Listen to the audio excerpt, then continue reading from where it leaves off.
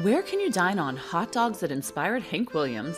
Rumor is he was sitting at this counter and wrote the song, Hey Good Looking Here. Barbecue that fed civil rights leader Martin Luther King Jr. Anybody you can think of that was prominent in the South in the civil rights movement, we fed them. And a vegan version of the Southern staple, Meat and Three. So you have our meatless 4 options. It's all in Montgomery, Alabama. And we're diving into restaurants with a strong history and all-star following in today's podcast. Plus, a rooftop restaurant and a refurbished bank along the historic Selma to Montgomery March route and along the Civil Rights Trail, where homemade pasta and eclectic cocktails take center stage. We'll meet the chefs and families behind these choice restaurants, where a meal can be a walk back in time.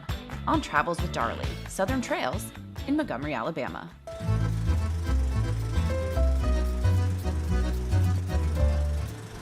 We're traveling to Alabama's capital city of Montgomery, which I reached by taking a less than 2.5-hour drive from Atlanta, or a direct flight from New York City. It's my second time visiting this southern city, where top places to eat are mixed in with historical sites, museums, and a vibrant riverwalk. Our first stop in Montgomery is to meet the family behind a hot dog restaurant that's been in business for over 100 years, back when hot dogs were sold for just 15 cents. It's located just a few blocks from Alabama's state capitol building and along the Selma to Montgomery National Historic Trail. Hank Williams, Dr. Martin Luther King Jr., and Elvis Presley once dined at Chris's Hot Dogs. Owner Theo Katechis bellies up across from me at the retro white bar counter, where guests can order a dog and dine. I hear that there have been a number of famous people who have walked through these doors over the years. F. Scott and Zelda Fitzgerald came in here. No, she was from Montgomery, Zelda was. And that was a dance hall close by here, and so this place was wide open back in those days too. I guess one of the most famous ones, probably Hank Williams. He was frequent this place quite often back in the 40s and 50s, and every now and then he would get rowdy, and my dad would say, "It's time for you to go, Hank, you've had too much." And, Too many hot dogs, Hank. Rumor is he was sitting at this counter, and they saw a pretty lady like you walk in, and wrote the song, Hey Good Looking Here. So that's my good line. I love it. Hey, good looking. Well, what makes the hot dog so good? I hear it has something to do with the sauce. Well, the sauce, it means a lot. That's a special chili sauce that we made. It's a special chili sauce, okay. Right. Theo hands me a hot dog that's covered in ketchup-based chili sauce. And the ingredients, are they secret or? Yes, they are. They are, okay. They're not written down. It's up here. I have 5 sons. Only one son knows how to make it. Uh-oh. They don't need him, though. Cradled in a white paper boat, the sauce oozes over into the container as I take a bite. I like that bread. This bread's kind of a little bit of kick to the chili sauce, but it's really tasty. It's sweet and savory at the same time. And that bun, it's really good. You know, we steam our buns. We have an old steamer that is specially made for us. And, you know, hot breads always taste good. How is it that you stayed in business for over 100 years?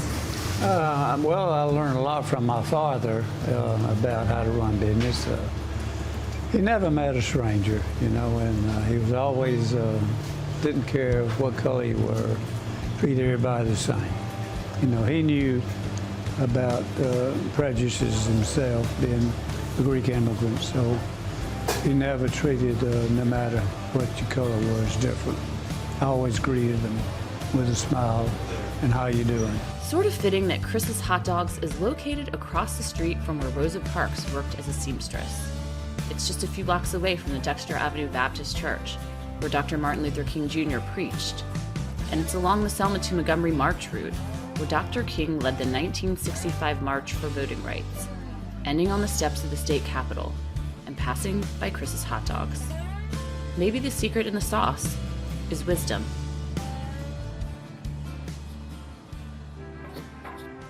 Brenda's Barbecue Pit has also welcomed historic icons to try tasty barbecue and southern delicacies. Located on Montgomery's west side in a small brick building with a takeout window, it's been in business and family-owned since 1942. There's a line when I arrive. Locals are picking up orders handed out in white paper bags. Hickory smoke rises from the chimney from the flat rooftop. Donetta Bethune's grandparents started the restaurant that she now runs with her sister. She joins me outside to share their story. My grandmother always told me about Dr. King coming here. She fed Dr. King, Rosa Parks. Anybody you can think of that was prominent in the South in the Civil Rights movement, we fed them. One of the most popular items at Brenda's is the pig ear sandwich. The pig ear sandwich, because it's so unique, but I will tell you, here in the South, it's a delicacy. When they sit on the menu, the first thing they say, is it fried? I say, you're not from here. Because if you were from here, you would know here it's not fried. Yeah. So it's boiled. If you try it, you'll love it. You just have to try it and see, but it's very seasoned, it's very soft, it's very satisfying too, it's very fulfilling.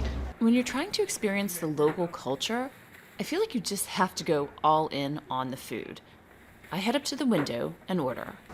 Hey, am I happy? Hi, I'd like the pig ear sandwich with the works. Pig ear with the works? Yep. Okay, just a second.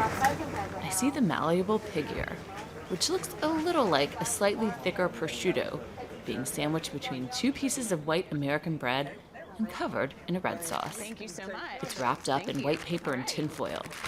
My first time having a pig ear sandwich. This is not the place to wear white, especially as you take this food to go. I rest the bag on the red brick windowsill beside a retro red and white sign that says delicious and stand in the shade, eager to take my first bite. Okay. This is not how I thought it would be. I thought about ears and I thought it would be crunchy or hard to eat. It's super tender, super flavorful, and that barbecue sauce. Back to Brenda for what makes this barbecue sauce so good. Most people ask what sets us apart from other businesses, other places, other barbecue places. Well, I can tell you without a shadow of a doubt it's the barbecue sauce. We have the best barbecue sauce, not just in Montgomery, Alabama or the South, in the world. You would never find another barbecue. Yes, those are, but I will stand on them and stand by them. You will never find a barbecue sauce as good as the one we have. It's been in this family for generations. We made it, we perfected it, and that's really what sets us apart. Us in that pit that's been in here for 80 years, so you're looking at 80 years of seasoning and love and everything that goes into those bricks. But that sauce, that's our secret. That's what sets us apart from anybody and everybody. Alabama is known for its meat, barbecue, and seafood. So I was excited to hear about an option for the modern traveler or Montgomery resident who might be vegan. Dr. Quebe Merritt received her doctorate from Auburn University in Alabama and is the CEO and founder of Plant Bae, located just a few blocks away from Chris's Hot Dogs in downtown Montgomery. How did you decide to open a vegan restaurant here in Montgomery? When I went for my checkup, my cholesterol was elevated. I cut the meat and dairy, and my cholesterol dropped by 30 points in 30 days, and I continued on the path. We're seated at a small wooden table inside the fast casual restaurant that the health conscious, or those who have maybe had too much barbecue in Alabama, seek out. Dr. Merritt brings over food items in paper trays and boats, including a vegan version of the traditional Southern meat and three, and a pile of nachos. This looks like a meat and three, but there's no meat here. That's right. So you have our meat list, 4 options. Cauliflower wings, we take fresh cauliflower, we batter them. We also have our vegan mac and cheese, our vegan collard greens, along with our lima beans. And this is all topped with our vegan cornbread that's gluten-free. Now, this is not a Philly cheesesteak. It's called our Philly Cheese Bae. It's a hail to Philly, though. We take Beyond Meat, we crumble it and add our own seasonings to it, along with sauteed mushrooms and onions, along with our vegan mozzarella cheese. Having recently also traveled to Philadelphia, I'm intrigued by the non-meat Philly cheesesteak on my plate. We both dig in, and I'm surprised how savory my Philly Cheese Bae tastes. Okay, your sauces are really good. I am a meat and cheese person. I have a lot of dairy, but I'm really not missing it at all with this sandwich. I feel like if you put the same kind of love towards your vegetables as you would your meat, there's a boiled chicken without any seasoning isn't good either. But when you really focus on seasoning, you can get a really good product. One of our favorite restaurants that we've ever tried is actually in Belgium, and the chef there, who's won several Michelin stars, always says that vegetables are underrated. And it's a chef who does so many cool things with vegetables. He says they're pleasing for the eyes, and that makes it pleasing for the stomach. Oh, I love that. So Belgium has more than chocolate. And Montgomery has more than barbecue. That's right.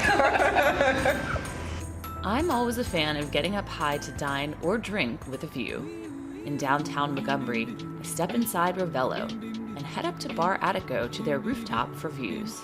Co-owner and executive chef Eric Rivera meets me inside to pick out our cocktails. The menu is a creative ode to funky cocktails. And we're having Franco Goes to the Luau in the Himalayas. Awesome. And warning, this beverage may inspire hints of bravery and spontaneity. They came up with a lot of fun names for the drinks up here. It's just fun. It should be fun, right? Yes, keeps it light, especially when you're on the rooftop, you know, overlooking the city. We step outside for happy hour with a view, and to hear how Chef Rivera has transformed an old bank building into a multi-level restaurant and bar. Oh, here's the fountain. Yeah, you can see all the way up to the fountain and all the way down to the train shed and the riverfront from here. How did you come up with the concept for Ravello? First and foremost, we love revitalizing different buildings as part of restaurant groups. So we already done a renovation in one bank, and doing another one is kind of a natural fit. So where's the money hidden? There's a safe somewhere. We haven't found that one yet. Is it in the pasta? I think so. Having been inspired by his time in Italy, Chef Rivera brings Italian flavors with homemade pastas to Ravello. This restaurant is one of the top upscale dining options in Montgomery.